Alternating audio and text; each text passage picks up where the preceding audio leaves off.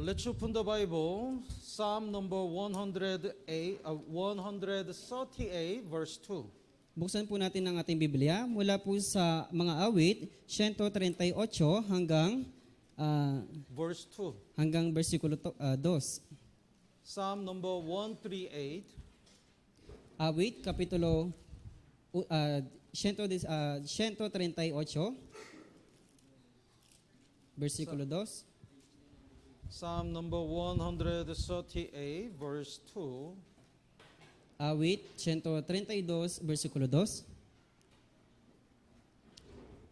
Basahin po natin ng sabay-sabay. 3, 2, 1. Ako'y yuyukod paharap sa iyong banal na templo at magpapasalamat sa iyong pangalan dahil sa iyong tapat na pag-ibig at katapatan, sapagkat iyong pinadakila ang iyong salita sa iyong buong pangalan. The last part, for you have magnified your word above all your name. Sa huli pong talata, sapagkat iyong pinakadakila ang iyong salita sa iyong buong pangalan. The God has many names. Ang Panginoong Diyos ay mayroon pong maraming pangalan. Jesus also has many names. Si Jesucristo ay marami din pong pangalan. And that names indicates God and Jesus themselves. At ang mga pangalan na iyon ay kumakatawan kay Jesus at sa Diyos mismo. Then God said, for you have magnified your word above all your name. Kaya sinabi po ng Diyos, sapagkat iyong pinadakila ang iyong salita sa iyong buong pangalan. So it means, more than himself, his word is more important. Ibig po dito, higit pa sa iyong sarili, iyong kanyang pangalan ay mas higit. He stayed under his word. Siya po ay nananatili sa kanya pong salita. It means God also has to keep his word. Ibig sabihin, yung Diyos mismo ang kailangan mapanatili sa kanyang salita. So, who is higher than God? Kaya sino po ang mas higit sa Diyos? According to this verse, his word is higher than himself. Sa pamamagitan po nitong bersikulo, ang kanyang salita ang higit na mas dakila. That much, to God, this word is also so important.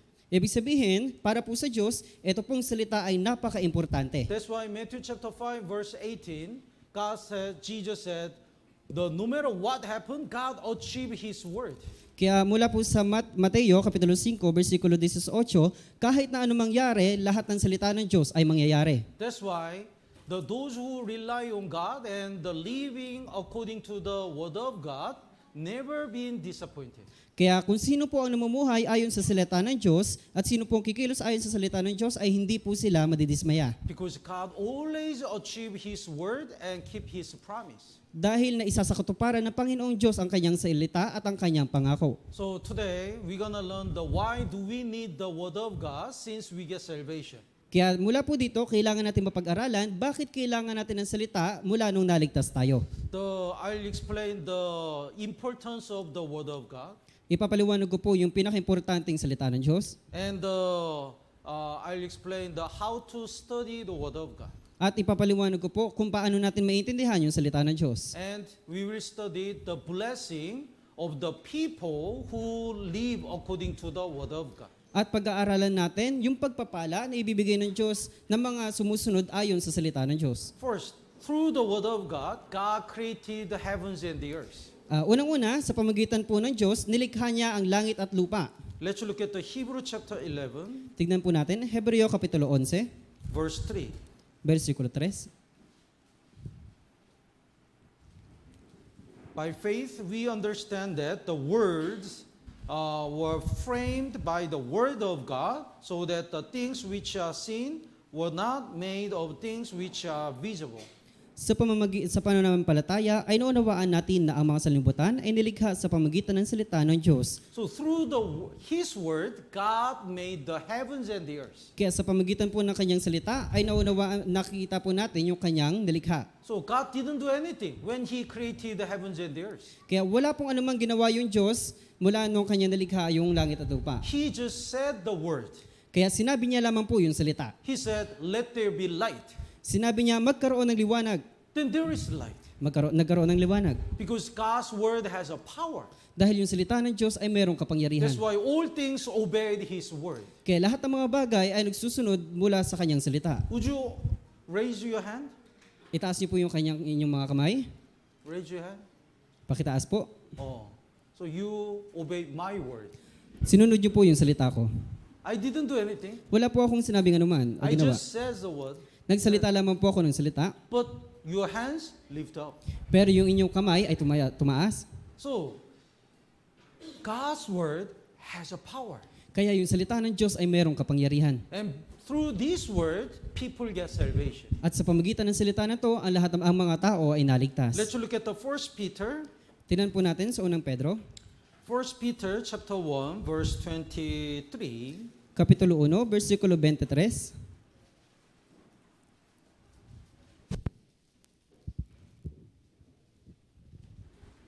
First Peter chapter 1, verse 23. Unang Pedro, Kapitulo 1, versikulo 23. Basahin po natin ng sabay-sabay. 3, 2, 1. Ipinanganak na kayong muli, hindi ng binhi nasisira, kundi na walang kasiraan, sa pamagitan ng buhay at nananatiling salita ng Diyos. We are born again, not of the corruptible seed. Ipinanganak na kayong muli, hindi ng binhi nasisira. This corruptible seed is our effort and work. Ito pong binhi nasisira, ito po yung mga ginagawa natin at yung mga gawain natin. We are born again, not of the corruptible seed, but incorruptible. Incorruptible indicates the word of God. Ipinanganak na tayong muli, hindi ng binhi nasisira. Yung binhi hindi nasisira, ito po yung salita ng Diyos. So next part, through the word of God, which lives and abides forever. The word of God never changes and lives forever. Sa huling talata, sa pamagitan ng buhay at nanatiling salita ng Diyos, ito pong salita ay nanatili magpakilanman. And the verse 25, especially there is some word of God about the salvation is called the gospel. At mula naman po sa versikulo 25, meron po ditong salita ang patungkol sa Ebanghelyo. So verse 25, would you read? Subalit ang salita ng Panginoon ay nananatili magpakilanman. Ang salitang ito ay ang magandang balita na ipinangaral sa inyo. So through this gospel, when we hear and believe it, we get salvation. Kaya sa pamagitan nitong magandang balita, tayo ay naniwala at naligtas. So the James chapter 1, Kaya dito po sa Santiago, before 1 Peter, James chapter 1, verse 18, bago po mag-unang Pedro sa Santiago, Kapitulo 1, versikulo 18, that's why the Bible says, of His own will, He brought us forth by the word of the truth. kaya sabi po dito, alinsunod sa kanyang sariling kalooban, tayo ay pinanganak niya sa pamagitan ng salita ng katotohanan. So through the word of God, we got salvation. Kaya sa pamagitan po ng salita ng Diyos, tayo ay naligtas. And even after we got salvation, we grow up through the word of God. Kaya pagkatapos na tayo naligtas, tayo po ay lumalago sa pamagitan ng salita ng Diyos. The 1 Peter chapter 2, 1 Peter again, Kaya balik po tayo sa unang Pedro, Kapitulo 2, 1 Peter chapter 2, verse 2. versikulo 2. So after we get salvation through the gospel, we still need the word of God. Kaya pagkatapos na tayo maligtas sa pamagitan ng Ebanghelyo, kailangan pa rin po natin ang salita ng Diyos. Chapter 2, verse 2, basahin po natin ng sabay-sabay. 3, 2, 1. Gaya ng mga sanggol na bagong silang, ay mithiin ninyo ang malinis na espiritual na gatas upang sa pamagitan nito'y lumago kayo tungo sa kaligtasan. The babies really desire to drink the pure milk. Ang mga sanggol, ninanais po talaga nilang na makainom ng isang purong gatas. Have you seen the dogs, the Na- puppy? When they are babies, even though they cannot open the eyes, they are looking at the what do you call? The mother's breath milk. Kaya nakakita na po ba kayo ng isang sanggol na nakapikit yung kanilang mga mata at hinahanap po nila yung suso ng kanilang ina? Which is so amazing. They cannot see. They close the eyes, but Nakakamangha they po. find.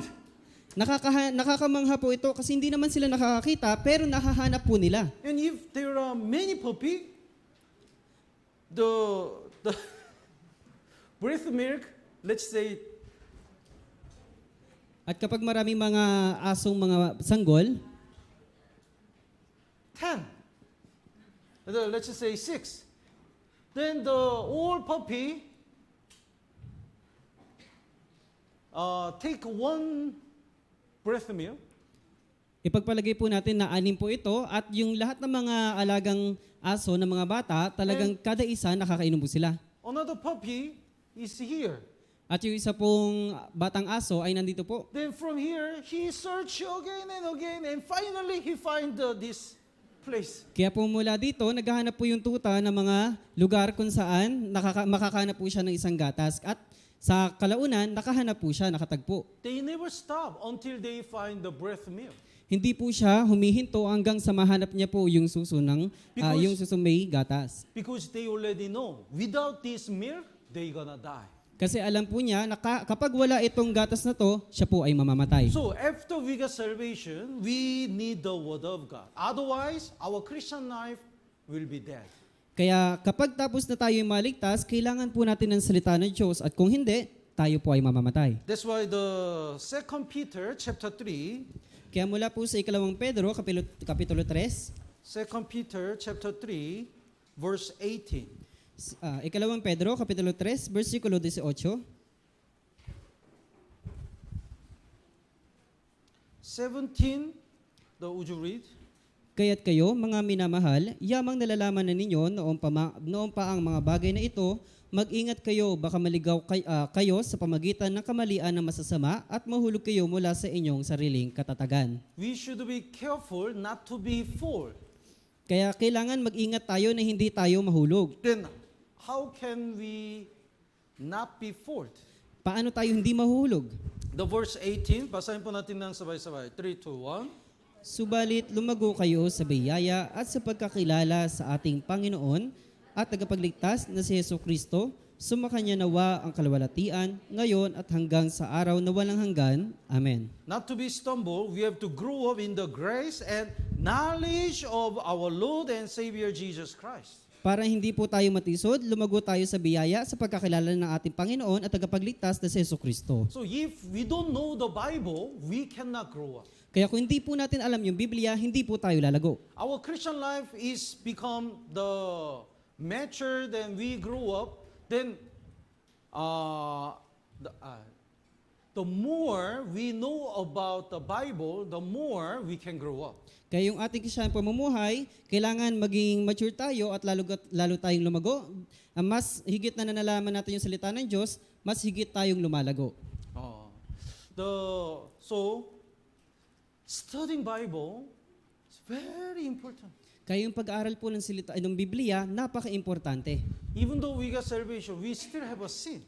Kaya kahit na tayo naligtas na, meron pa rin tayong kasalanan. Then how can we overcome and stop that sin? Kaya paano natin malalabanan at mapagtatagumpayan ito pong kasalanan? It's impossible without the Word of God. Napaka-imposible po kung wala ang salita ng Diyos. Let's look at the Psalm number 119. Tignan po natin, awit 119. Please bookmark in the Psalm number 119. Pakiusap, lagyan po natin ng tanda. Ito pong awit 119. We will come back again and again. Babalikan po natin to maya-maya. Psalm number 119 is called the chapter of the Word of God. Ito pong awit, kapitulo 119, nagpapatungkol po ito sa salita ng Diyos. It's all verses talking about the Word of God, Word of God, Word of God. Ito pong itong chapter po na ito, nagpapatungkol sa salita ng Diyos, sa bawat verses, salita ng Diyos, salita ng Diyos. So this chapter has the 176 verses, and each verses are all talking about Word of God. Ito pong kapitulo na ito, meron po itong 116 na nagpapatungkol po sa salita ng Diyos. So even though we don't study other things, if we read the 119, Psalm number 119 today, it's enough, I think. Kaya kung pag-aaralan po natin ito pong 119, mas higit na po ito at sapat na po ito. Anyway, the verse 9, basahin po natin ng sabay-sabay. 3, 2, 1. Paano pananatilihing dalisay ng kabataan ang kanilang daan? sa pamamagitan ng pag-iingat ito ayon sa iyong salita. How can we cleanse from our sins? Paano pananatilihing dalisay ang ating mga kasalanan? The answer is verse 11. Sasagot po dito po sa versikulo 11. Basahin po natin ng sabay-sabay. 3, 2, 1. Iningatan ko ang iyong salita sa aking puso upang huwag akong magkasala laban sa iyo. Yes. Your word I have hidden in my heart that I might not sin against you. Totoo po, iningatan ko ang iyong salita sa aking puso upang huwag akong magkasala laban sa iyo. So if you have some sins that you cannot control, then please study the Bible more. Kaya kung meron po kayong mga kasalanan na hindi nyo po kayang kontrolin, pakiusap, pag-aralan nyo pa po ng higit yung salita. Let's look at the verse 133. Tignan po natin, 133. Verse 133. 133. Tignan po natin. Basahin po natin ng sabay-sabay. 3, 2, 1. Gawin mong matatag ang mga hakbang ko ayon sa iyong pangako at huwag magkaroon ng kapangyarihan sa akin ang kasamaan. If we have the Word of God, this Word of God will guide us, direct our steps.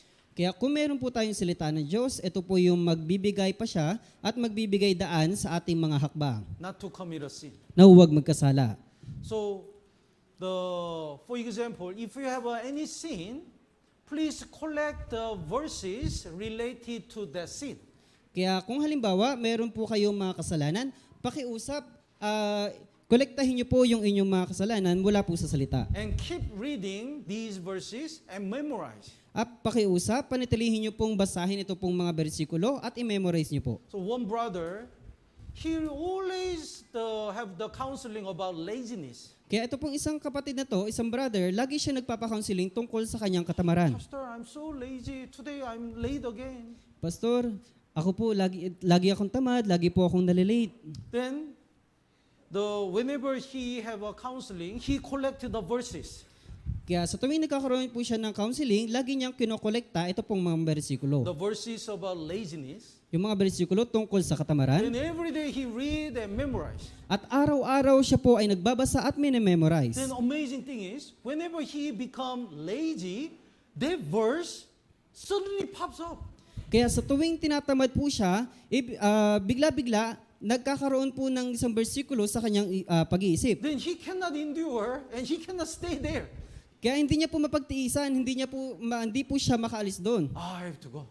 Kailangan niyang umalis. And some sisters, they worried about sexual sin. Kaya may isa naman pong sister, nag-aalala siya tungkol sa sexual na And they immoralidad. memorized all the verses about sexual immorality. At tinatandaan niya po yung mga bersikulo patungkol sa sexual immorality. Then whenever they were tempted, that verse suddenly reminded. Kaya sa tuwing natutukso po siya, yung bersikulo na yon patuloy niyang naaalala. So Word of God is like a watchman. Kaya ito po salita ng Diyos ay parang isang taong nagbabantay. The Word of God, if we keep all the Word of God in our heart can be protected. Kaya kung pananatilihin natin yung salita ng Diyos sa ating puso, yung salita ng Diyos ang magpoprotekta sa atin. So in order to stop our sin and protect ourselves from the temptation, we have to study Bible. Kaya kung gusto po nating maalis yung mga kasalanan at maprotektahan po tayo ng salita ng Diyos, kailangan nating mapanatili yung salita ng Diyos sa atin. And when we study Bible, we can be guided by God. At sa tuwing nag-aaral tayo ng salita ng Diyos, tayo nagagabayan ng salita ng Diyos. Let's look at Psalm number 119, verse 105. Tignan po natin, 105. Aklat ng mga awit, 119, versikulo 105. 105. Basahin po natin ng sabay-sabay. 3, 2, 1. Ilawan sa aking mga paa ang salita mo at liwanag sa landas ko. Yes. Your word is a lamp to my feet. Totoo po, ilawan sa aking mga paa ang salita mo. This world is a darkness. Ito pong mundong ito po kadiliman. That's why without the word as a lamp, we cannot find the right way. Kaya kung wala pong ilaw dito po sa mundo, hindi tayo makakahanap ng tamang daan. We'll be lost Tayo po'y maliligaw. without word of God. Walang salita ng But Diyos. sometimes I'm so sad. Pero kung minsan, nalulungkot po ako, Because some brethren, before they are guided by the Word of God, they already decide. Minsan nalulungkot ako kasi may ilang mga kapatiran, bago po sila magpa-counseling, sila po'y nakapag-desisyon na. Before they are guided by the Word of God, Bago po sila magabayan ng salita ng Diyos, they already decide.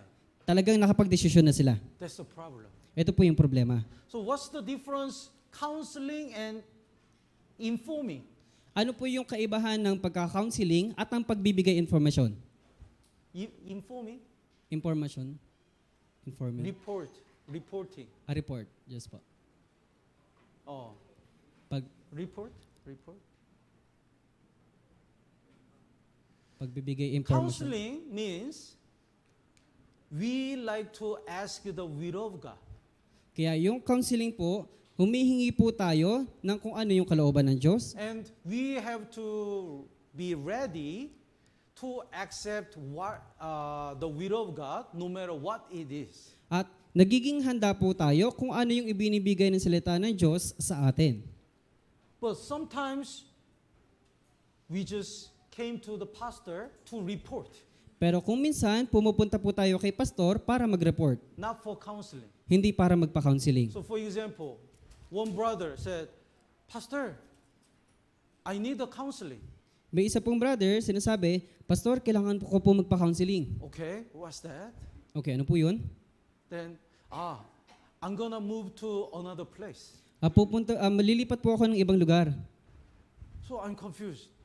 Are you asking me if it is right to move another place or you already decide to move to another place? Kaya ako po nalilito kung ikaw ba ay nagtatanong sa akin kung dapat kang lumipat ng ibang lugar o nakapag-desisyon ka na lumipat na ng ibang lugar. I already decide. Nagdesisyon na po ako. Then that's not the counseling. Hindi po yung counseling. That's that's a report. Ito po yung pagre-report. Tama po ba?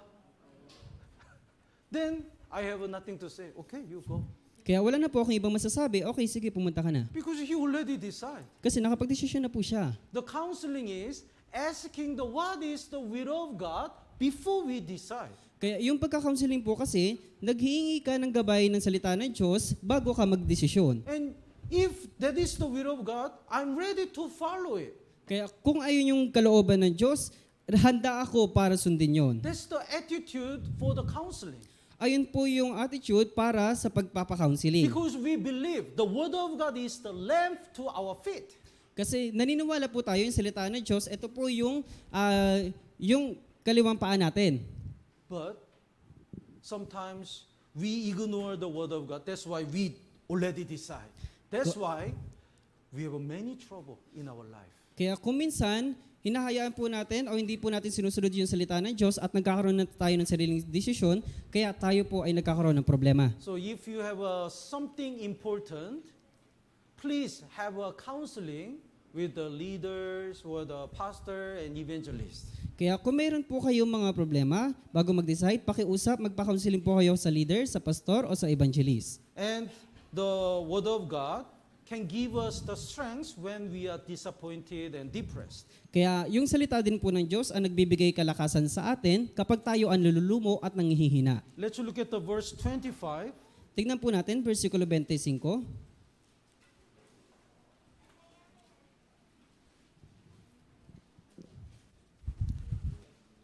The Psalm number 119, verse 25. Aklat po ng mga awit, 119, versikulo 25. So, basahin po natin ng sabay-sabay. 3, 2, 1. Dumidikit sa alabok ang kaluluwa ko, muli mo akong buhayin ayon sa iyong salita. My soul clings to the dust. Dumidikit sa alabok ang kaluluwa ko.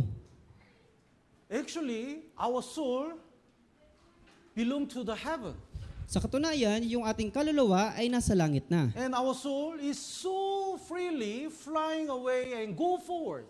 At sa katunayan, yung ating kaluluwa talagang malaya na at kung saan-saan po pumupunta. But this dust means the worldly things. Pero ito pong alabok, ibig sabihin po nito, ito po yung makamundong bagay. So my soul, instead of the going forward or working for the Lord, my soul cling to the dust. is tempted by worldly things. Ibig sabihin, ito pong kaluluwa sa halip na namumuhay, nakakasunod po siya sa salita ng Diyos, siya po ay malapit po sa alabok, which is kung saan malapit po sa makamundong bagay. And sometimes we are so depressed. Kung minsan tayo po ay nababalisa, Then how can we revive our spirit? paano natin mapapanumbalik yung ating espiritu? How can we get the strength? Paano tayo mapapalakas? Revive me according to your word. Mula mo akong buhayin ayon sa iyong salita. And verse 37, basahin po natin ng sabay-sabay. 3, 2, 1. Ilayo mo ang aking mga mata sa pagtingin sa walang kabuluhan at bigyan mo ako ng buhay sa iyong mga daan. So instead of the worldly things, how can we revive our Christian life? Kaya sa halip na sa mga makamundong bagay, paano natin mabubuhay yung ating espiritu? Turn away my eyes from looking at the worthless things and revive me in your way. Only through the word of God we can revive. Ilayo mo sa akin ang mga mata sa pagtingin sa walang kabuluhan at bigyan mo ako ng buhay sa iyong mga daan. Sa pamagitan po ng salita ng Diyos, muling mabubuhay yung ating kaluluwa. When we have the difficulties, without the word of God, we cannot overcome. Kaya sa tuwing tayo ay naghihirap, kung walang salita ng Diyos, hindi po natin mapagtatagumpayan. So the verse 92, Kaya dito po sa versikulo 92, basahin po natin ng sabay-sabay. 3, 2, 1. kung ang kautusan mo'y hindi ko naging katuwaan, namatay na sana ako sa aking kalungkutan. Yes. So whenever we have difficulties, if we don't stick to the word of God, how can I say? Some people, when they faced on the difficulties, instead of the word of God, they rely on other things. Kaya yung mga tao, yung ibang mga tao, kapag sila ay nagkakaroon ng problema, hindi po sila nakatuon dito po sa salita ng Diyos, kundi nakatuon po sila sa ibang bagay. That's why they cannot get strength. Kaya hindi po sila napapalakas. They decide by themselves, I have to solve this problem. I have to do it. I have to do it.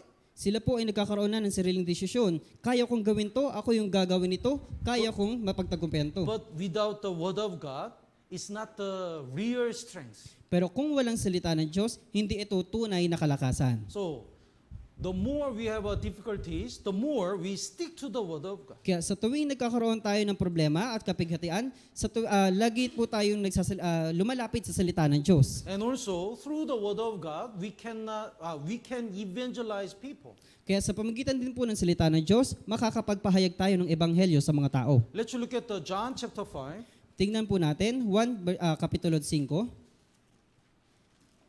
John chapter 5, verse 39. 1 Kapitulo 5, versikulo 39.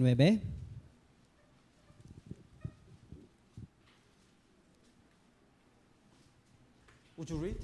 Sinasaliksik ninyo ang mga kasulatan sapagkat iniisip ninyo na sa mga iyon ay mayroon kayong buhay na walang hanggan at iyon ang nagpapatotoo tungkol sa akin. Yes. When we study the scripture means the Bible. Ito pong kasulatan, ibig sabihin nito, Biblia. So you search the scriptures. You study Bible. Sinasaliksik ninyo ang mga kasulatan. Ibig sabihin, sinasaliksik ninyo ang Biblia. Because in them, you think you have an eternal life. Sapagkat iniisip ninyo na sa mga iyon ay mayroon kayong buhay na walang So, hanggan. In the Bible, there is the way to get the eternal life. Kaya sa pamagitan po ng Biblia, ito po yung tanging paraan para makakuha ng walang hanggang buhay. So when we study Bible, we can explain how the other people can get salvation. Kaya sa pamagitan po nitong salita ng Diyos, maipapahayag natin na malinaw kung paano sila higit na maliligtas. And also when we study the Bible gives us the eagerness to preach the gospel. Kaya kung pag-aaralan pa natin ng higit ito pong salita ng Diyos, magkakaroon tayo ng sinserong puso para po sa salita niya. So why our heart is getting cold and cold? Bakit yung ating puso patuloy na lumalamig? Because we don't study Bible. Kasi hindi po natin pinag-aaralan yung salita. Why we don't have the eagerness to save other lost souls? Bakit wala tayong sinserong puso para maligtas ng mga ligaw na kaluluwa? Because we are far from the Bible. Dahil malayo tayo sa Biblia. So as long as we stick to the Bible gives us the eagerness and strength and wisdom to save lost souls. Kaya sa tuwing malapit tayo sa salita ng Diyos, siya ay nagbibigay sincero sa ating puso, nagpapalakas at nagbibigay ng willingness mula sa ating puso. When Jesus died on the cross, Kaya nung si Jesucristo ay namatay sa krus, his disciples were so disappointed and depressed. yung kanyang mga disipulo ay talagang nanlumo at nanlupaypay. And 2 disciples went to the Emmaus. At eto pong dalawang mga disipulo, pumunta po sila sa Emmaus. At that time, the Jesus accompanied. Nung panahon po na yun, si Jesus po ay Accompany. accompany. Walk together. Sumama po. Walk together. Nung si Jesus po ay sumama, But they didn't recognize that Jesus is. pero hindi po nila nakikilala kung sino po si Jesucristo na yun. But when they heard the word from Jesus, their heart was burning. Pero nung narinig po nila yung salita ni Kristo, yung kanilang puso ay talagang nagningas. Then later, they returned to Jerusalem. Kaya kalaunan, bumalik po sila sa Jerusalem. They became hopeless when they realized that Jesus died. Nawalan po sila ng pag-asa nung nalaman nila si Jesucristo ay namatay. But when they heard the word of Jesus again, they got strength and their heart was burning. They returned. Kaya mula nung narinig po nila yung salita ni Kristo, yung kanilang puso ay nagningas at bumalik po ulit sila. When we preach the gospel, when we invite our people, sometimes we are so disappointed and depressed. Kapag nag-iimbita tayo ng mga tao, maraming mga tao, minsan tayo po ay nanlulumo at nanlulupaypay. But when we read the Bible and listen to the sermon, we get the strength again. Pero kung tayo po mag-aaral ng salita ng Diyos at makikinig ng mga sermon, tayo mapapanumbalik yung ating mga kalakasan. Let's look at the Isaiah chapter 6. Tignan po natin sa Isaías, Kapitulo 6. Isaiah chapter 6, Isaías 6, verse 7. versikulo 7. Prophet Isaiah stand before God. Si Propeta Isaías, siya po ay tumayo sa harapan ng Diyos. Then he heard the voice of God. Narinig niya po yung salita ng Diyos. The verse 8. Basahin po natin ng sabay-sabay. 3, 2, 1. At narinig ko ang tinig ng Panginoon na nagsasabi, sinong susuguin ko at sinong hahayo para sa atin? Nang magkayo gayon, sinabi ko, narito ako, suguin mo ako. He heard that. The God said, whom shall I send and who will go for us? Narinig po ni Isaías na sinong susuguin ko at sinong hahayo para sa atin. When the Isaiah heard the voice of God, he cannot endure anymore. Nung narinig po ni Isaías ito pong salita ng Diyos, hindi po siya nakapagtimpi. So even though God didn't force him to go, he answered, here I am, send me. Kaya kahit naman hindi po siya pinupwersa ng Diyos, pero siya po ay nagsabi ng katagang, narito ako, suguin mo ako. He heard that, how much God worried about lost souls. Talagang nag-aalala siya kung paanong maliligtas sa mga ligaw na kaluluwa. He heard that, how much God loves them. Narinig po niya na kung gaanong mahal ng Diyos ang mga tao. That's why he volunteered to go there. Kaya siya po ay nagkusa na pumunta doon at pumaroon. But if we don't listen the word of God, our heart is getting cold and cold. Ngunit kung hindi po natin mapapakinggan yung salita ng Diyos, yung ating puso ay patuloy na lumalamig. Why we don't want to join the fellowship? Bakit ayaw na po natin mag-join ng mga fellowship? It's because we are far from the word of God. Kasi malayo na po tayo sa salita ng Diyos. Why we don't want to evangelize our people? Bakit ayaw na po natin magpahayag ng ebanghelyo sa mga tao? Because our heart is far from the Bible. Dahil yung ating puso ay napakalayo na po sa Biblia. If we read the Bible and study the Bible, if we are close to the Bible, our heart is still burning, and we are really eager to evangelize people. Kung nag-aaral tayo ng salita ng Diyos at nagbabasa ng salita ng Diyos, ng Biblia, talaga yung puso natin patuloy na nagnaningas at higit pa natin gusto mapalawak yung salita ng Diyos. So in order to stop our sin, we have to study Bible. Kaya kung gusto nating mawala yung ating mga kasalanan, kailangan natin mag-aral ng salita. In order to be guided by God, we have to study Bible. Kaya kung gusto din po natin mapatubayan ng salita ng Diyos, kailangan natin mag-aral ng Biblia. In order to get the strength from the depression, we have to study Bible. Kung gusto natin maalis yung buhay natin mula sa pagkabalisa, kailangan natin mag-aral ng Biblia. In order to save the losers, we have to study Bible. Kung kailangan natin maligtas sa mga ligaw na kaluluwa, kailangan natin pag-aralan ng Biblia. Let's look at Psalm number 111. Tignan po natin, Aklat ng mga Awit, 111.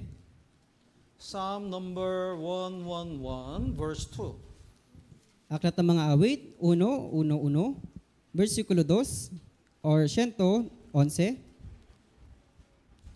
versikulo 2.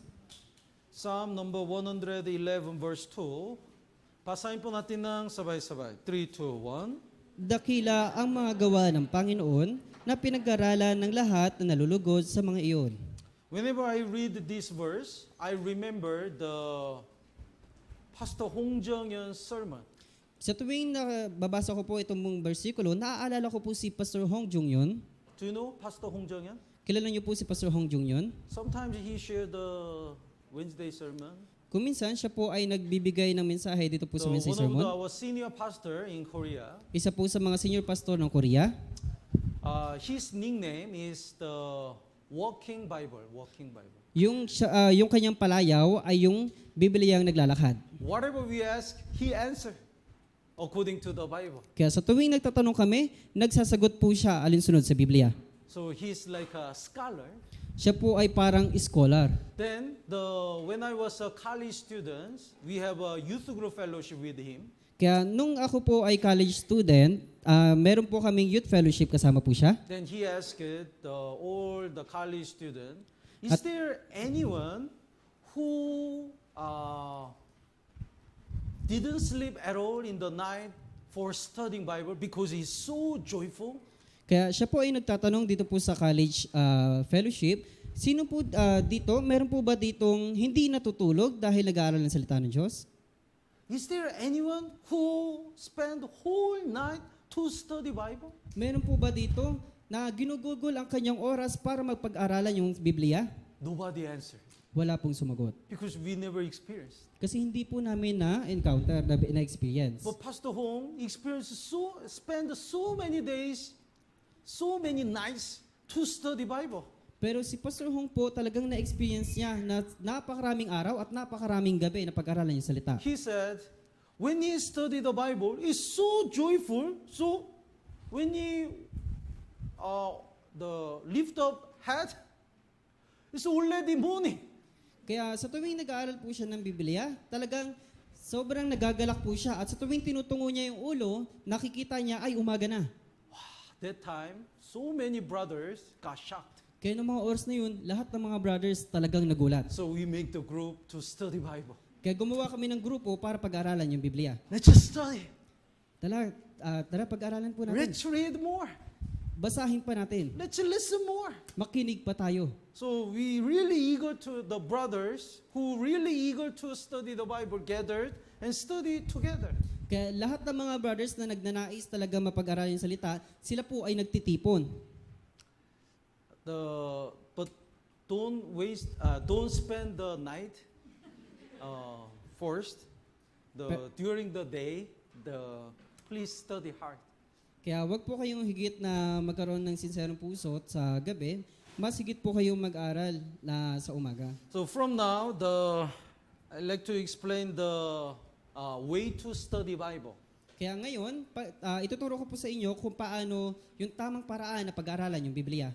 So first of all, before we read or listen to the sermon, we have to pray first. Kaya sa unang-una, bago po tayo mag-aral ng salita ng Diyos, bago tayo maging handa, kailangan manalangin muna tayo. Let's go back to Psalm number 119, Tignan po muna ulit natin, balikan natin, awit 119, verse 130. versikulo 130. Verse 130. Versikulo 130. Basahin po natin ng sabay-sabay. 3, 2, 1. Ang pag-aayag ng iyong mga salita ay nagbibigay ng kaliwanagan, nagbibigay ng unawa sa walang karunungan. The entrance of your word. It means if God doesn't open the word, nobody can understand it. Ang pagpapahayag ng iyong mga salita, kung ibig sabihin, kung wala pong nagbubukas ng Biblia, kung hindi po binuksan ng Diyos yung salita niya, wala pong It makakaintindi. gives understanding to the simple. So if God doesn't give us the understanding, we cannot understand even one verse. Kaya binibigay po ng Diyos yung salita na napakasimple lang. Pero kung hindi po niya bubuksan niyo po itong salita, wala po tayong maiintindihan kahit isang bersikulo. That's why in order we have to pray before we read the Bible and study the Bible. Kaya kailangan manalangin muna tayo bago pag-aralan yung salita ng Diyos at bago basahin ang salita ng Diyos. Let's look at the verse 18. Tingnan po natin, versikulo 18. So this writer of the Psalm number 119 also prayed to God for the Bible Kaya ito pong nagsulat ng aklat ng 119. in order to understand the Word of God. Siya po ay nanalangin muna para mapag-aralan yung salita ng Diyos. Verse 18, basahin po natin ng sabay-sabay. 3, 2, 1. Buksan mo ang aking mga mata upang makita ko ang kahangahangang mga bagay sa kautusan mo. Yes. Open my eyes. Please, Lord, open my eyes and let me see the marvelous, wondrous things from your word. Totoo po, buksan mo ang aking mga mata, pakiusap, upang makita ko ang kahangahangang mga bagay na kautusan mo. So before you read the Bible, please pray first. Kaya bago tayo magbasa ng Biblia, pakiusap, manalangin muna tayo. Before you listen to the sermon, please pray first. Bago tayo makinig ng salita ng Diyos, pakiusap, manalangin muna tayo. And second, Pangalawa, we have to read as much as possible. kaya kailangan natin magbasa hanggat na maaari. Because if we don't read the Bible, even though we listen many sermons, there is a limited to understand. Kaya kung hindi tayo nagbabasa ng Biblia, pero kahit tayo nakikinig ng maraming sermon, hindi po natin mauunawaan yung iba. So let's look at the Psalm number 119, verse 72. Kaya sa awit 119, versikulo 92, Verse 72. 72, Verse 72. Would you read? ang kautusan ng iyong bibig ay higit na mabuti kaysa akin, kaysa libu-libong pirasong ginto at bilak. What do you think? If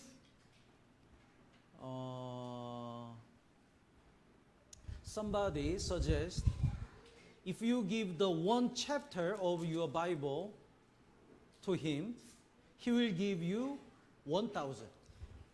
Paano po kung may isang tao na nanghingi po ng chapter ng Biblia po sa inyo at kapalit nun, meron pong 1,000 ibibigay po sa inyo kapalit? Take one chapter and give, then you get 1,000. Kukunin niyo po yung isang chapter dito po sa Biblia, ibibigay niyo po, and may bibigay po sa inyong 1,000. What will you do? Ano pong gagawin niyo? So lucky. Napakalaki na to. You give the whole chapter, whole Bible, then you become millionaire. Kung ibibigay niyo po yung isang buong Biblia, magiging milyonaryo po kayo. But this writer says, the law of your mouth is better than me, than thousands of coins of gold and silver. Kaya ito pong nagsulat, ito pong salita, sabi po niya, ang kautusan ng iyong bibig ay higit na mabuti kaysa akin, kaysa libo-libong pirasong ginto at The pilak. Job said, Sinabi po ni Job, I considered your word more important than the necessary food.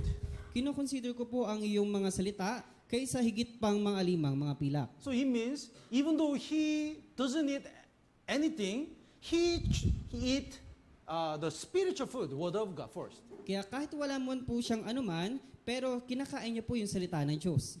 So when the one sister heard that word, she Okay. really applied in her life.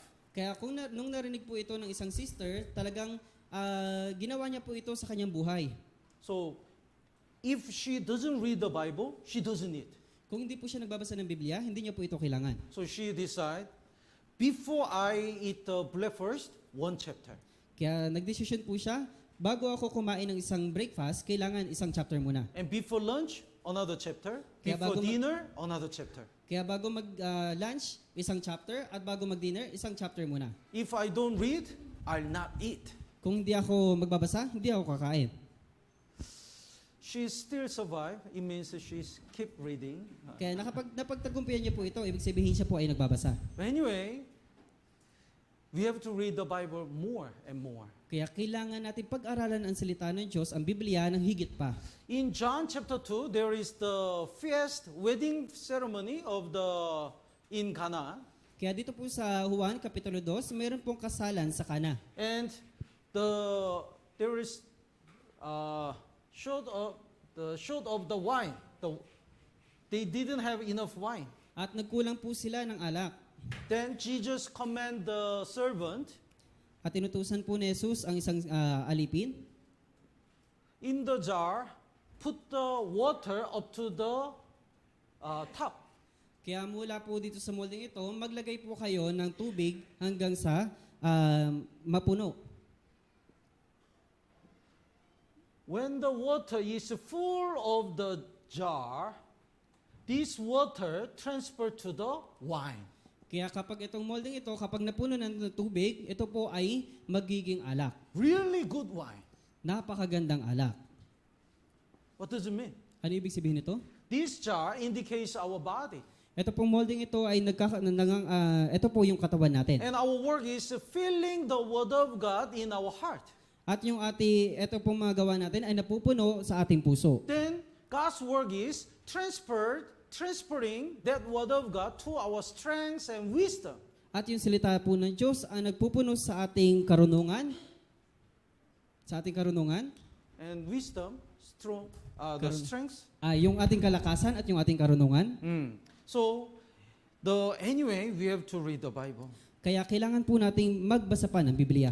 And next thing is, in the wilderness,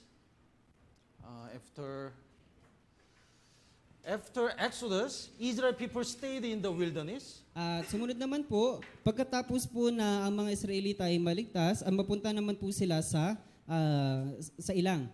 Until they go to land of Canaan. Hanggang sila ay napunta sa lugar ng Kanaan. And while they are staying in the wilderness, they ate the manna.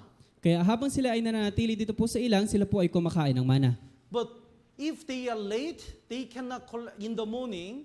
They are supposed to collect the manna to eat. Sa umaga, kinakailangan po nilang kolektahin ang lahat ng mga mana para makakain po sila. If they are late, if they are lazy, they cannot eat anything. Kung sila po ay naging tamad, hindi po sila makakain. So, to get the strength through the word of God, we should be diligent. Kaya kung gusto po natin mapag-aralan pa ng salita ng Diyos, kailangan natin maging masipag. Sometimes, if I'm busy, already 12 p.m., already 5 p.m., already midnight. Kaya kung minsan, kapag ako po ay busy o maraming gawain, minsan alas 12 na, alas 5 na, o hating gabi na. So if we don't save the time for reading the Bible, we just skip and skip.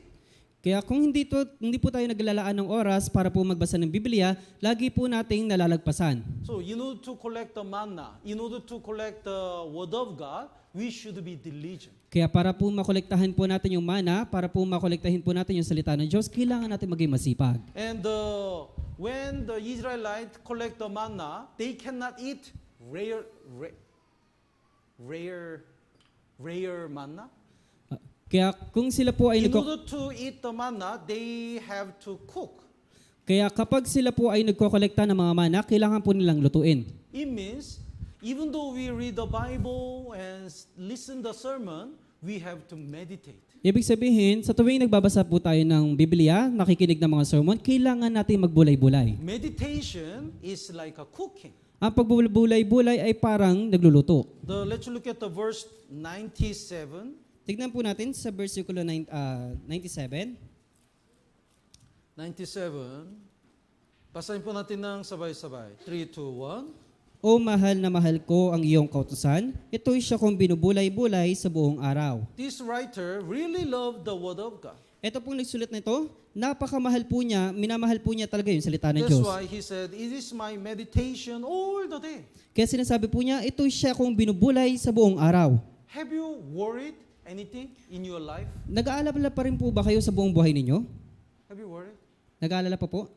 Then you already know how to meditate. Kaya alam niyo na po kung paano magbulay-bulay. What is worried? Ano po yung pag-aalala? We think something negative again and again. Nag-iisip po tayo ng isang mga bagay na hindi naman kaaya-aya na paulit-ulit. What if it happens? What if it happens? Paano kung mangyari to? Okay, Paano okay, kaya okay. kung ano? That's the exactly same way to meditate. Eksaktong katulad po nito, yung pagbubulay-bulay. Pick up the one verse or one page, one chapter, then think again and again.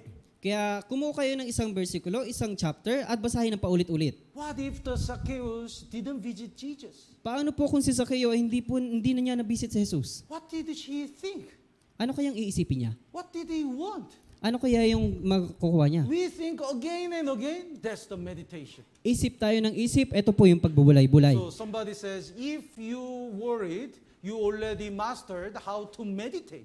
Kaya may iba pong nagsabi, kung patuloy ka nag-aalala, talagang na-master mo na po yung pagbubulay-bulay. Martin Luther, the frontier of the revolution, Si Martin Luther po, yung frontier ng revolution, the says, when you read the Bible, the verse to verse, please stop for a while. nung sinabi po niya na kapag nagbabasa ka po ng Biblia, ng versikulo sa versikulo, pakiusap, huminto ka muna pansamantala. And just stand At in tumayo ka, the fruitful tree at tumindig ka sa isang puno, mapuno, and stop under the tree at huminto ka dito po sa ilalim ng puno, and shake the tree very hard. at alugin mo yung puno ng matibay. Then you will get the one or two fruits. At makakuha ka ng isa o dalawang prutas. That's the meditation. Ito po yung pag-aalay, When you bulay-bulay. read the Bible, stop and shake the verse. Please give me some lesson. Kapag nag-aalay ka po ng Biblia, alugin niyo po at pakiusap, bigyan niyo po ako ng pagkaunawa. I want to get the strength through this verse. Gusto ko po makakuha ng kalakasan mula sa bersikulo na to. I want to learn something through this verse. Kailangan ko po makakuha ng kaunawaan mula po dito sa bersikulo. Then you will get the fruit. At makakakuha kayo ng bunga. Almost every night, I'm shaking the trees. Kaya gabi-gabi, lagi kong inaalog yung puno. Because every week, I have many sermons. Kasi linggo-linggo, marami po akong mga sermon. So, Lord, please give me the fruit. Kaya pakiusap, Panginoon, bigyan mo ko ng bunga. Lord! Panginoon! Sometimes even though I shake the very hard, it doesn't drop. Kaya kuminsan kahit inaalog ko na matindi, wala pong lumalaglag. So I shake the another tree. Kaya inaalog ko yung iba pang I puno. collect some. O nakakakuha po ako ng iba. And I shake the another tree. At inaalog ko pa yung iba pang puno. So until my basket becomes full, I shake and shake. Hanggang sa aking lalagyanan ay mapuno, alog ako ng alog. So please, meditate the word of God. Pakiusap, pagbulay-bulayan yung salita ng So Diyos. we have to pray, we have to read, we have to meditate. Kailangan natin manalangin, kailangan natin magbasa, kailangan natin magbulay-bulay. And please buy the Bible. At pakiusap, bumili ng Biblia. Don't look at like a cell phone. Huwag kayong tumingin sa cellphone lang. Matthew, okay, Matthew. Mateo. Chapter 2. Oh, Kapitulo 2. 14. Verse 13. Okay. Oh, very convenient. Talagang napakadali. But what's the problem? Pero ano po yung problema? If you don't have the Bible, it's like you are the soldier having no gun. Kung wala po kayong Biblia, para kayong katulad ng isang sundalo na walang ang armas. Whenever you fight, you're gonna show the picture of the gun. Kaya sa tuwing lalaban ka, papakita mo lang yung picture ay maaay ng baril. You need a real gun. Kailangan mo ng tunay na baril. You need a real sword. Kailangan mo ng tunay na armas. You know, to buy something we wish, we save the money. Kaya kung gusto natin talaga na bumili ng isang bagay, nag-iipon tayo ng pera. I like to buy the cell phone, new cell phone. Gusto ko talagang bumili ng bagong cellphone. I like to buy the new clothes. Kailangan ko talaga bumili ng bagong damit. I try to eat the new food. Gusto kong kumain ng bagong pagkain. You spend a lot of money for these kind of things, but why you don't spend the time even to buy the Bible? Iniipon mo ang lahat ng mga pera sa pamagitan ng mga bagay na to, pero hindi mo inilalaan ang pagkakataon para bumili ng Biblia. First thing we have to buy since we get salvation is Bible. Ang unang-unang bagay na dapat natin bilhin pagkatapos ng maligtas, yung Biblia. So save the money and buy the Bible. Kaya mag-ipon ng pera at bumili ng Biblia. And please make it dirty. At pakiusap, dumihan niyo po ito. Not like this. Hindi katulad doon. by studying the Bible, please make it dirty. Kaya kapag sa tuwing nag-aaral kayo ng Biblia, pakiusap dumihin nyo. I already spent many Bible books Kaya naglalaan ako dito po sa maraming mga aklat sa Biblia. because I headline, and write the sermons. Kasi- And if I cannot use it anymore, I change the Bible again and again. Kasi sa tuwing nakikinig ako ng sermon, nilalagyan ko ng highlight, nilalagyan ko ng panulat sa mga sermon, at pagkatapos bumibili ako ng bagong Biblia. One day, I had a fellowship with the Pastor Lee Yuan in his house. Noong isang araw, pumisita po ako kay Pastor Johan Ri sa kanyang bahay. Then, when we had the fellowship, at the end, he brought his Bible. At pagkatapos po ng fellowship namin, na pagtitipon, bumili siya ng isang bagong Biblia. Wow, I thought that is the Dead Sea Scroll. Akala ko yun po yung Dead Sea Scroll. This part is almost the tone Eto- because he used this part again and again. So, almost gone. Ito pong parte na to ay halos mawala na kasi patuloy niyang binabasa ng binabasa. And all the verses marked and studied. At lahat po ng mga bersikulo kanyang minamarkahan at pinag-aaralan. That's why all the brothers really got got increased. Kaya lahat po ng mga brothers talagang nagkaroon sila ng So kalakasan. that night again, we gather together and study. Kaya nung gabi po na yun, nagtipon po ulit More. kami upang mag-aral. Without Bible, Kung how walang can you Biblia, grow up? paano tayo lalago? Please buy the Bible and make it dirty. Pakiusap, bumili kayo ng Biblia at dumihan niyo po ito. And the Bible had a structure. At ito pong Biblia ay mayroon pong struktura. Structure.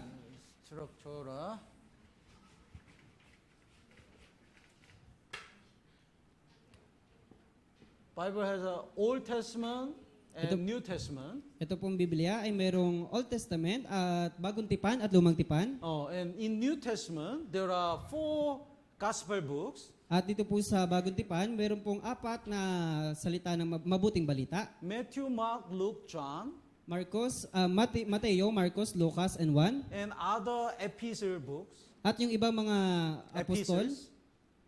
at mga aklat ng mga apostol. Epistle. Epistles. The letters. Yung The sulat. other- Aklat ng mga gawa. Huh? Sulat. So the other part in the New Testament. At Other y- books. At yung iba pong parte ng aklat at meron pong sulat. So 4 gospel books is like a textbook.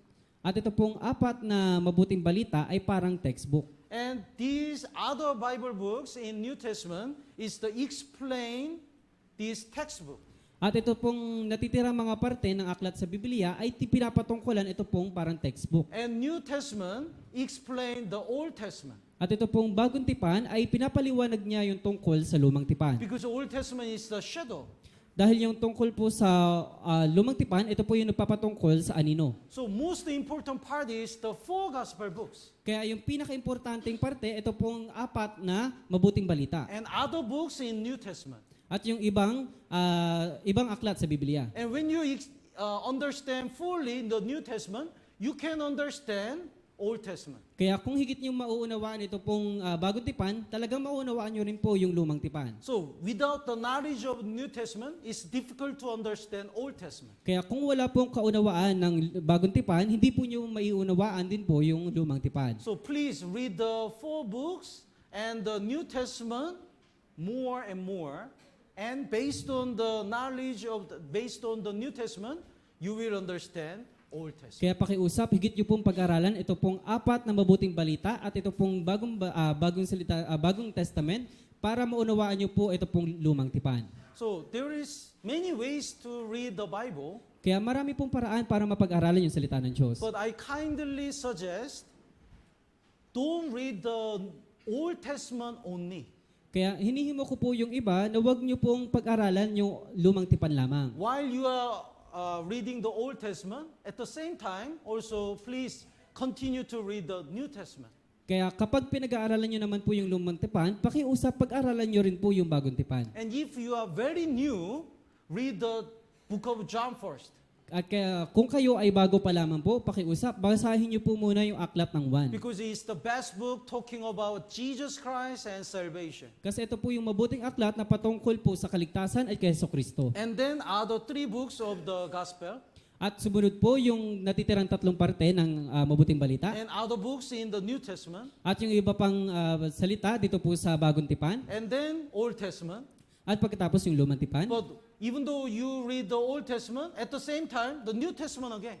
At kahit na pinag-aaralan nyo na po yung lumang tipan, pakiusap, bumalik po ulit kayo sa bagong tipan. Anyway, when you are familiar with the New Testament, you will understand the big picture of the Bible. Kaya kung naiintindihan nyo na po yung bagong tipan, makikita nyo po ng isang larawan, ito pong salita ng Diyos. Naintindihan po? Oh. And the when I studied in many ways, as a beginners, the best way is making the title of each chapter. Kaya ang mabuti po para po sa mga bago, isa po sa mabuting paraan na pag-aaral, ay lagyan nyo po ng title o na pamagat ito pong bawat kapitulo. So for example, Halimbawa,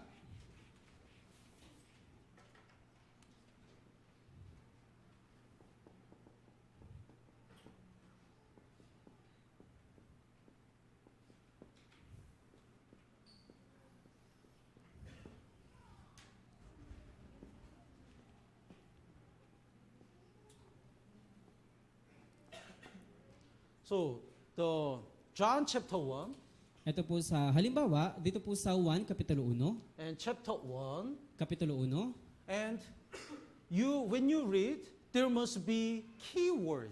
kaya kapag nagbabasa po kayo, meron po itong pinakadetalye. You cannot put the title in the beginning. Hindi po ninyo mailalagay yung pamagat mula sa umpisa. Making the title is the last step. Yung paggawa po ng pamagat, ito po yung huling paraan. So when you read the Bible, word, Kaya po, habang pinag-aaralan niyo po yung Biblia, incarnation, gawain, ay yung and Jesus Christ. Jesus Christ, Yeso Kristo. Then the summary, you can make a summary. Jesus Christ came to this world as a form of man.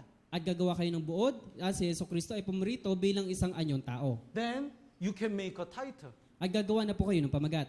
Jesus Christ, who came to this world as a man of God. Si Yeso Kristo ay pumarito sa mundo bilang tao. Like this. And chapter 2. At Kapitulo 2. Naintindihan po? If you don't understand, as much as you understand, you make it. Kaya hanggat sa nauunawaan nyo na po, magagawa nyo na po to. And when you update again and again, it will be upgraded. Kaya habang binabago nyo to ng binabago, talagang mas uusbong siya. My son, Eun-chan, also doing this job every day. Kaya yung anak ko po si Unchan, talagang ginagawa po yung gawain na to araw-araw. If he doesn't do, no merienda. Kung hindi po siya gagawa, walang merienda. It's a joke. But anyway, it's very good way to study Bible as a beginner. Kaya ito po yung napakagandang paraan para pag-aralan yung salita ng Diyos bilang isang bago. So when we study Bible, we have to understand the big picture first. Kaya para maunawaan po natin yung salita ng Diyos, kailangan meron po tayong malaking imahe. So what's the best way to understand the big picture of each book? Kaya ano po yung pinakamagandang paraan para maintindihan po natin yung malaking larawan dito po sa aklat? What's the best way? Ano po ang magandang paraan? Big picture. We look at the far. Titingin na ba tayo ng malaking larawan? What's the best way? Ano po ang Read. magandang paraan? Yes, read. But in the beginning, it can be difficult. Tama, magbasa, pero sa simula, napakahirap. What is talking about? Anong ibig sabihin nito? Then, please join the Bible Academy. Pakiusap, mag-join po kayo sa Bible Academy. Bible Academy. We have a Bible Academy. Meron po tayong Bible Academy, di ba? The book by book, we studied within 1 or 2 hours. Kaya aklat sa aklat, pinag-aaralan natin mula sa 1 oras hanggang 2 oras. Sometimes I'm tempted. because I like to explain many details. Kung minsan natutokso ako kasi gusto ko pong ipaliwanag ng detalye pa. But if we study the many details, we cannot see the big picture. Pero kung higit ko pang ipag-aaralan yung buong detalye, hindi po natin maunawaan yung malaking larawan. So the purpose of the Bible Academy is to provide the only big picture of the each book. Ang layunin po ng Bible Academy ay para maipakita po yung malaking larawan sa kada libro. So if you want to study the Bible, you study that Bible Academy about that book, and then chapter by chapter, the following that way. Kaya kung gusto niyo pong mapag-aralan ito pong salita ng Diyos, kailangan mag-join po kayo ng Bible Academy at makikita niyo po yung malaking larawan, ito pong paraan ito. And if you study more and more, you can study the verse to verse. Kaya kung higit pa kayo mag-aaral, panatilihin niyo po yung bersikulo sa bersikulo. And if you study much more, then you can study the word to word. Kaya kung higit nyo pang mauunawaan yung mapag-aaralan, mapag-aaralan nyo po yung salita sa salita. But anyway, we can start from the chapter by chapter and the big picture of the Bible.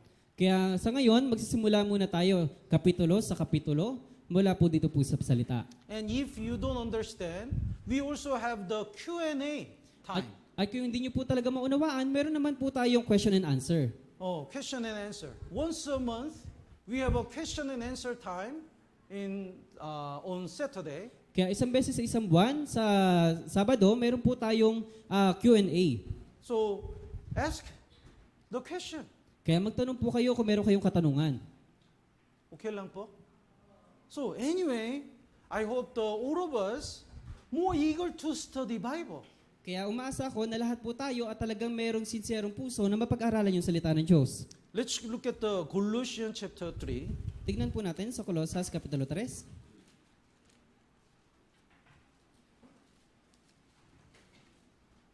Colossians chapter 3, Colosas Kapitulo 3, verse 60. versikulo 16.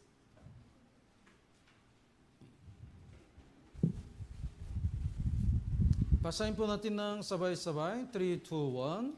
Manirahan nawang sagana sa inyo ang salita ni Kristo ayon sa lahat ng karunungan.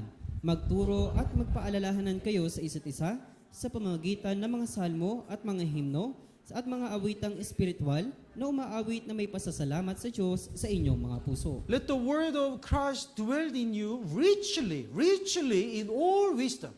Manirahan nawang sagana sa inyo ang salita ni Kristo ayon sa lahat ng karunungan. I also really hope and pray the word of God dwells in us richly.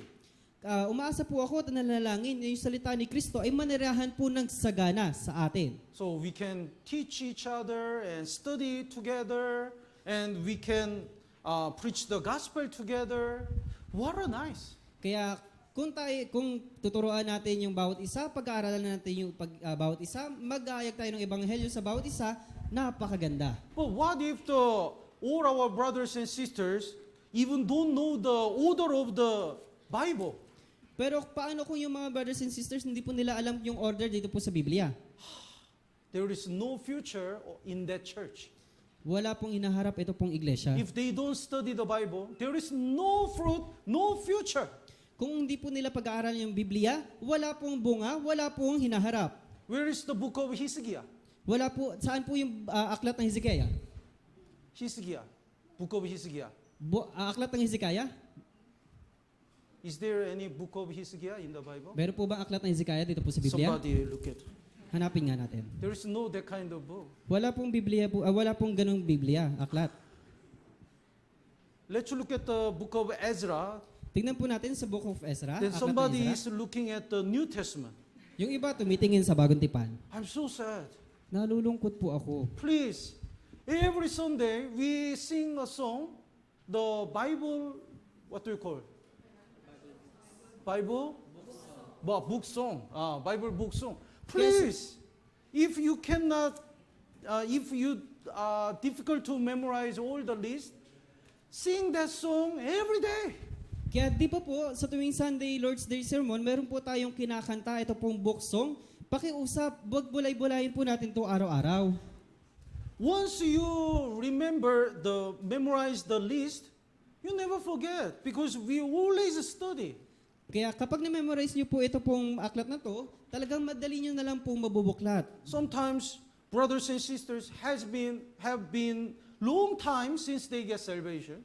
Kung minsan, meron pong ibang mga kapatid, napakatagal na pagkatapos na sila imaligtas. Then when I counsel, they search, but they don't find the verse. Pero kapag ako yung nagka-counseling, pinapahanap ko sa kanila, hindi nila mahanap yung pong versikulo. Then newcomer helped. Kaya yung bagong, Here's Luke. kaya yung bagong kapatid po, siya pa yung tumulong. What's this? Ano yun? I'm shy.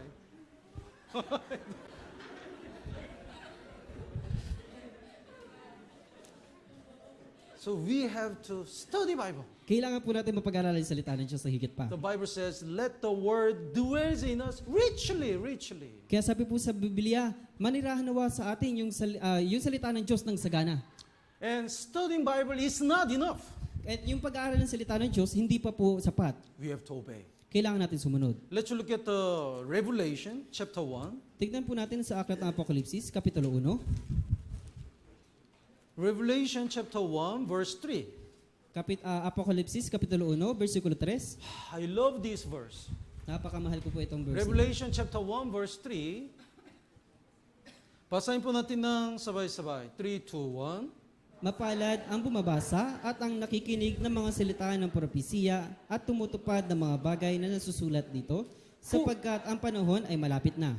Who is blessed before God? Sino po ang mapapalad sa harapan ng Diyos? He who reads and Siya- those who hear the words of this prophecy and keep those things. Siya na bumabasa at ang nakikinig ng mga salita ng propesiya at tumutupad ng mga bagay na to. Keep those things. Tumutupad ng mga nasusulat dito. Yes. Reading is not enough. Yung pagbabasa ay hindi pa po sapat. And the hearing is not enough. At yung pakikinig ay hindi pa po sapat. If we read and hear, we have to obey the word of God. Kaya kung binabasa natin at kung nakikinig po tayo, talagang kailangan nating tuparin. Today I learn about holiness. Ah, Okay, I understand. Ngayon, napag-aralan namin tungkol sa pagpapabanal. Ngayon, naintindihan ko. But if we don't stop the sin, if we don't live holy, what is that? Pero kung titigil tayo dahil sa kasalanan, kung titigil tayo mula dito, ano yun? If we study it, we have to do our best to apply it in our life.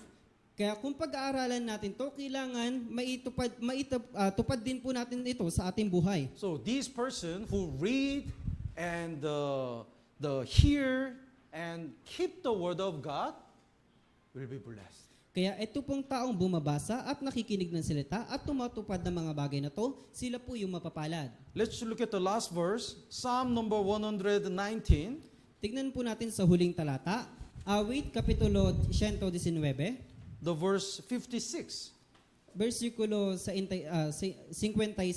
When we stand before God, Kapag tayo ay we harap sa will Diyos, receive the reward as much as we keep the word of God. We obey the word of God. tayo po ay tatanggap ng gantimpala alinsunod sa naisunod nating salita ng Diyos. So verse 56, basahin po natin ng sabay-sabay. 3, 2, 1. Ito ang tinumo ko sapagkat aking iningatan ang mga tuntunin mo. Yes. Reading the Bible cannot be mine. Ang pagbabasa ng Biblia ay hindi pa po sapat. The Bible verse we memorize cannot be mine. Yung mga bersikulo na ating binabasa ay hindi po mapapasa sa But atin. when we obey that word, it will be mine.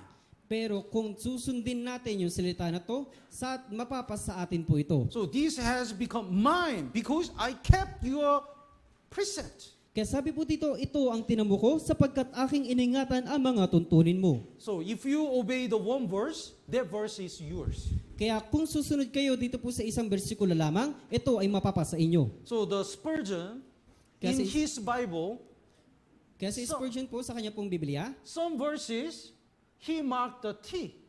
at yung iba po sa kanyang talata, nilalagyan niya po ng marka na letter T, In some verses, he marked the T and P. at yung iba naman nilalagyan niya ng T at P. So somebody asked you, what does that mean? Yung iba nagtanong, anong ibig sabihin nito? Then he said, T is test. Sabi, ang ibig sabihin, yung T ay yung pagsubok and P is prove. at yung P, ito po yung pagpapatunay. So I tried to live according to this verse. I test. Kaya sabi po niya, Try. at Try. pagsubo, pag-try, Try. pagsubok. Pagsubok. Subukan. Obey. Yes. Oh. And I really experienced it is true. At na-experience ko po ito, na totoo po talaga ito. Then he put the P, Kaya- proven. Kaya naglagay po siya ng P, ang ibig sabihin, pagpapatunay. So if we can have the many verses, T and P, we're gonna receive great reward. Kaya kung makakapaglagay lamang po sana tayo ng T at P sa bawat versikulo na binabasa natin, tayo po ay higit na pagpapalain. So how many verses are yours? Kaya gaano po karaming versikulo na ang napasa iyo? Lord, this verse, at least this verse is mine because I experienced all my life. Panginoon, kahit itong versikulo lamang po ang mapasa akin dahil ito po yung na-experience ko sa buong buhay ko. If we can share that testimony, what a nice. Kaya kung maibabahagi po natin ito sa ating patotoo, napakaganda. So hopefully, we study Bible and we obey the word of God. Kaya umaasa po ako na mapag-aralan pa natin yung Biblia at masumunod tayo sa salita ng Diyos. Tama po ba? Let's pray together. Tayo po ay manalangin. Our Heavenly and Merciful Father God, thank you for giving us your word.